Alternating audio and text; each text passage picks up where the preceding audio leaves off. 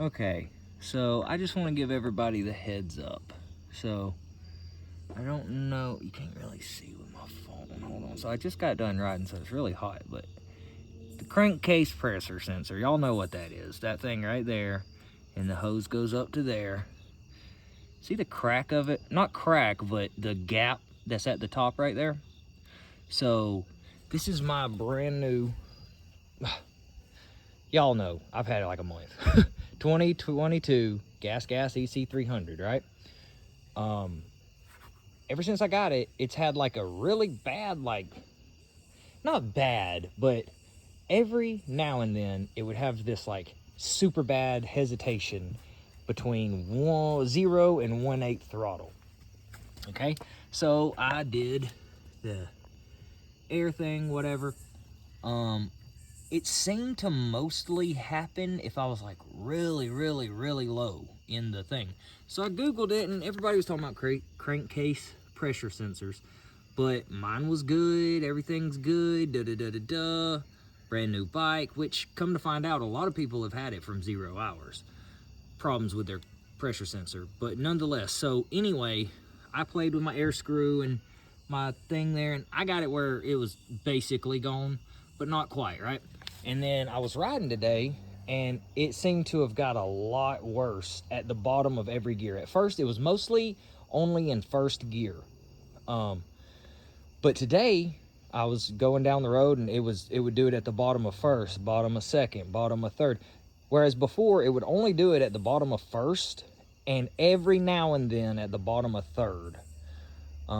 But it was very rarely on third. It did it almost every time in first, so I almost always just stay in second gear and above. But also, as soon as I rev it out, it was good to go, which seems to not be a problem with the crankcase pressure sensor. Most people say it won't rev out. Mine has. But so anyway, long story short, I started playing with, my idle, because it was doing it in every gear, and I was like, what the hell? So now I start messing with stuff again, because I did just put a red spring in my power valve. So I was like, man, maybe I just need to mess with the air screw or whatever, because I've changed, the power valve thing. So I kind of opened it a little bit, closed it a little bit, messed with it, messed with the idle, messed with the air screw, ended up coming right back to where I was the best. And I get to looking under here, and that hose right there, if you can't really tell, but it's like just long enough to make that, and it still has that small gap at the top right there. Anyway, I guess over time it was slowly slid down, and there was a decent gap up there, to where it was kind of like angled. Instead of it going like it does now, it kind of goes straight up into it. It was kind of like this, like the bend in it was kind of funky, so the top of it was angled. Like, instead of being flush with it, it was angled.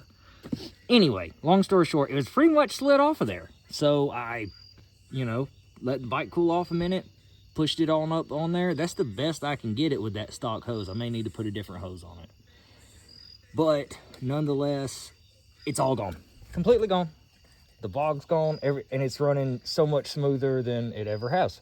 It's probably been somewhat leaking or, sucking through that gap up top since I've got it. Because, I mean, it's now...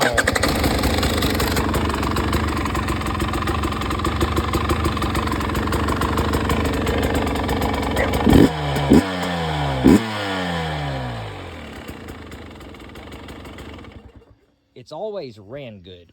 It's always idled decent. But it's always had like a boggy blubber filling at the bottom of first and sometimes third.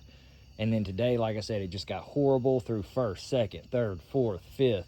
It didn't do it in sixth, but first, second, third, fourth, and fifth at the very bottom of each gear was just weak and bubbly and whatnot, And like I said, so that's just a heads up. Everybody just make sure that your hose is long enough for what it's supposed to do.